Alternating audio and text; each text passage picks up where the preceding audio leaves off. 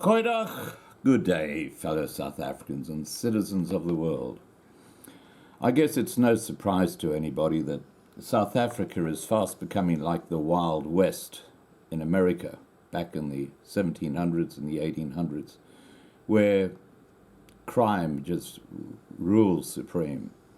You know, if you have a good look at the video that follows, which is the police minister being interviewed, you'll get a very good understanding as to why the police force is completely incompetent, and it starts at the top. Talk about a low IQ person. Oh my God.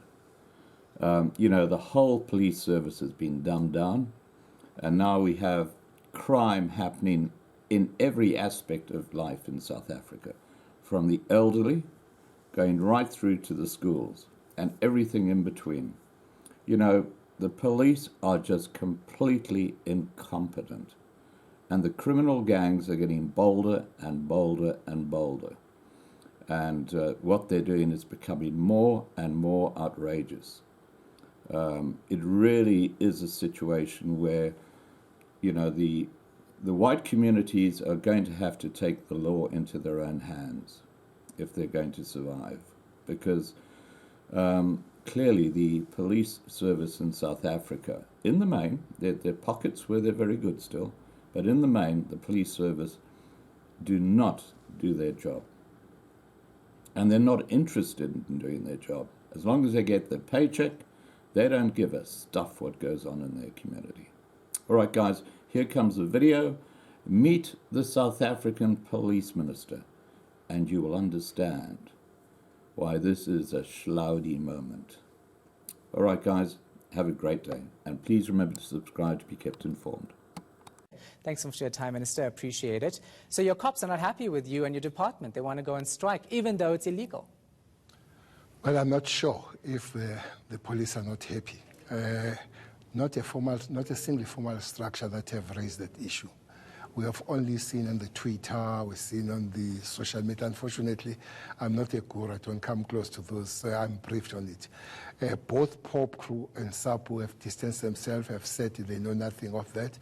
The National Commissioner, myself, police, they speak a lot to me, individually and collectively. Nobody has raised that. It would be really funny that for almost more than 10 years, police have not been promoted and they have kept quiet. Exactly when you promoted 32,053 of them, and then they have a problem on the matter. So that will be really awkward. I mean, you, of course, have intelligence personnel at hand. There's a WhatsApp apparently going around. SAPU says that it's not going to go against any police officers who choose to go on strike either, so they know something.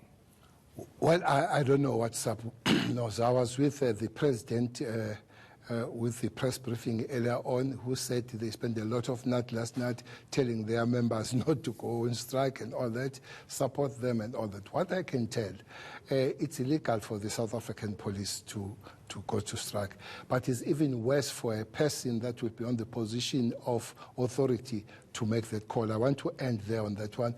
Yes, we are trying to find out where the thing originated, but police, as they are, there is no structure, and Twitter and everything is not the police structure. Yeah, definitely not. So what happens, what if on Monday, even though you're not aware of it, even though SAPU's not aware of it, but will support it if it happens, what if people go to police stations and they can't get help? What then? Well, you see, I was listening to people from KZN. I was speaking to the Provincial Commissioner this afternoon because they say this thing is anchored in KZN. You see, when you go to police stations, I went to Alexandra some few days ago, there are long queues. Those queues are for affidavits, not necessarily the core function of the South African police. Hence, I've been making the call wherever I speak that these affidavits must be done in other centers. Like, remember, all councillors are commissioners of oath, principals of schools, if they go there. But people, they believe that if they go to police station is even better. Those queues are forever long. But now I'm told that because those queues are long in KZN, so is a cost low, when they're forever long. For instance, one problem we have with the police general we're trying to fix, When you go to a certain police station, you are told that you are out of jurisdiction. Go to that police station. It happens every day. But yesterday, somebody was taken, his camera was taken from Albert Park. Instead of going to the police station next to there, he went to the Central, and they told him to go back there, and they said that is a go-slow. Things that happen every day. So we don't have evidence at all that there is a go-slow. Yesterday I was told that it was the highest night of arrest by the visible policing, that we're moving, arresting. I was told that is one of the best days. So come Monday, you are confident it'll be work as usual? Absolutely no worry. The discipline, all discipline members, is the discipline of the South African Police Service. They'll be at their workstation doing the work that they're supposed to do.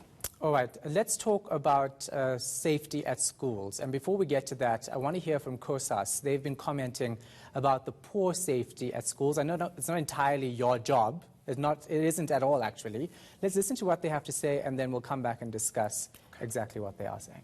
Schools are free drugs and free weapons. Now, what each and every school has its own code of conduct, and we are saying that the security in our schools, it's very lacking. That is why we have such incidents in our schools. You know, you'll find learners entering inside a school with drugs, with dangerous weapons inside the school. Now, it goes back to our call that we have made in 2012 to say our school security is questionable. It cannot be that offices of the MEC, offices of the Premier has security that is 10 times better than our security inside the schools. Hence, we see such things happening in our schools. It's because there is no proper security in our schools. Just very quickly, speaking to the department and of course the police, what needs to happen from their side? What do they need to do to up the security that you're talking about here? Well, we've said it in 2012 to say that we want proper trained security personnel inside our schools so that they can deal with such issues. We can't call CPF our mothers who are old to say they must run after us. That is practically out of order. So more security at schools, and he's not necessarily saying that the SAPS has to be involved, but if you look at how violent these crimes have been at schools, it looks like there's a need for the SAPS to be involved. I'm really happy the way he puts it, security and safety at school, not calling for the police. Look, maybe deviate a little bit. There's been a call of sending the SANDF in the Cape Flats in Cape Town. The argument is one, we're not going to convert our communities to war zones. Now, take the police to be parked and be at school. We are converting schools to crime zones. It cannot be crime scenes. There must be a close working together of the police nearest police station working with that particular school. But I hear saying that old mothers can't be chasing.